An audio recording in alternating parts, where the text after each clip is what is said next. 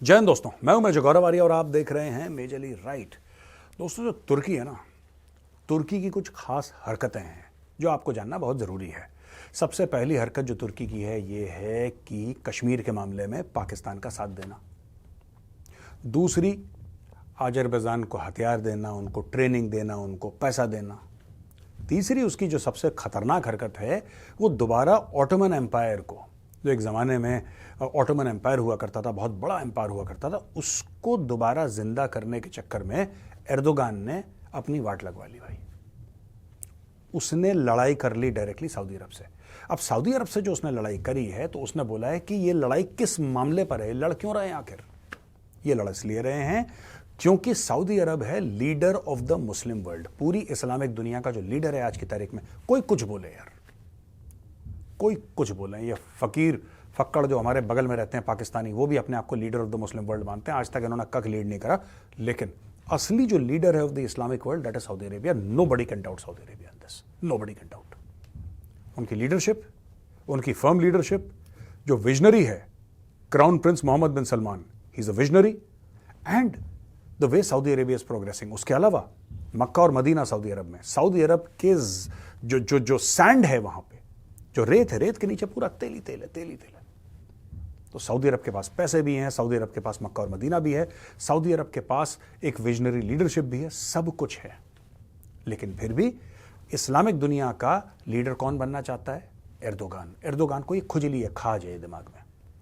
तो एर्दोगान ने काफ़ी गेम भी प्ले करे और बोला कि हम ईरान के साथ मिलकर कुछ करेंगे, पाकिस्तान के साथ मिलकर कुछ करेंगे।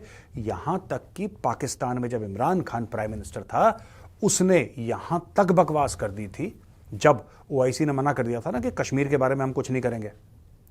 वो कह रहा था कि नहीं, आपको रेजोल्यूशन पास करना पड़ेगा और आपका ये करना पड़ेगा, वो करना पड़ेगा। इमरान खान बड़बोला आदमी तो है ही, वो औकात से ज्यादा बोलने की आदत है, राइट। उसको लगा कि जलसा हो रहा है पाकिस्तान में, कहीं मियाँ वाली में जलसा चल रहा है, जहां पे 2 लाख लोग बोल रहे हैं कि खान साहब तो तुसी बड़े हैंडसम हो।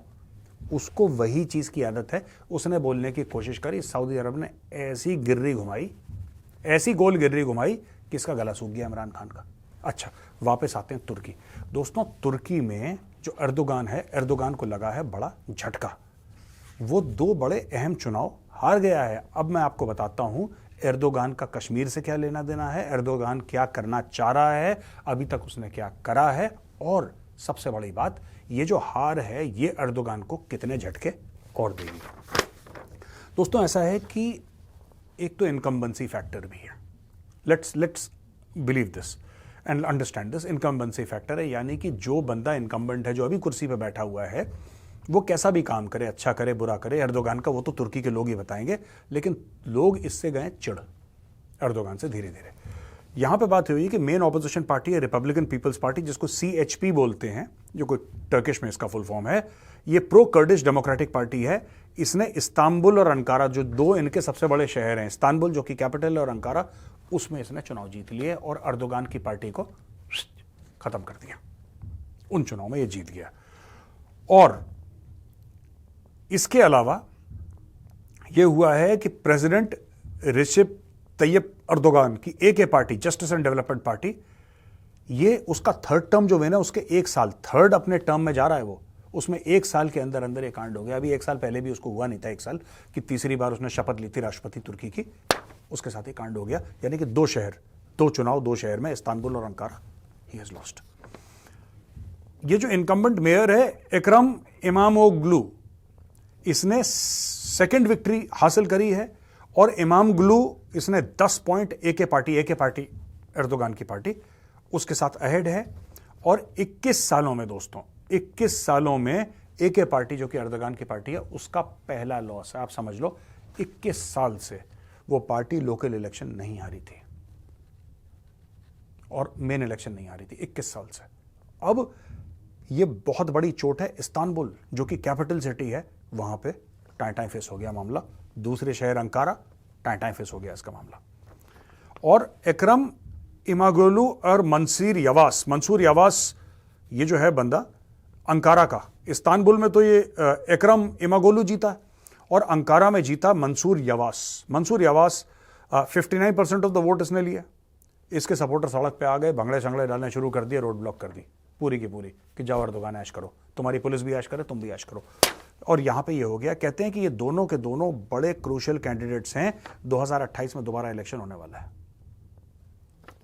सीएचपी की जो विन है वो प्रोजेक्टेड है। बाकी इनके बड़े शहर हैं, इजमीर है, बुरसा है, अदाना है, अंतालिया है, हर जगह इनकी विन के बारे में बातचीत हो रही है। और अब ये लोग ये कह रहे हैं कि 77% वोटर टर्नआउट हुई है तुर्की में। अब लोग ये कह रहे हैं कि यार एर्दोगान का ना मैटर हिल गया है, एर्दोगान का मैटर हिल गया है। Now Erdogan has lost the winning touch, ऐसा लोगों का कहना है। अब वो जो हुआ था एर्दोगान का कि ऑटोमन, देखो ये सब झूठी बातें होती हैं, ऑटोमन एम्पायर ना, ये सब झूठी बातें। फरेब 420 है, पता नहीं लोग इसमें पढ़ते क्यों है, मुझे एक बात समझ में नहीं आता। मुझे ये खलीफा बनना चाहता है पूरी इस्लामिक दुनिया का। नहीं बन सकते यार, नहीं बन सकते। और बाहर से कोई नहीं कि मैं कोई हिंदू बोल के ऐसा कह रहा, नहीं, मुसलमान तुम्हें बिलीव नहीं करते कि तुम खलीफा बनने लायक हो यार।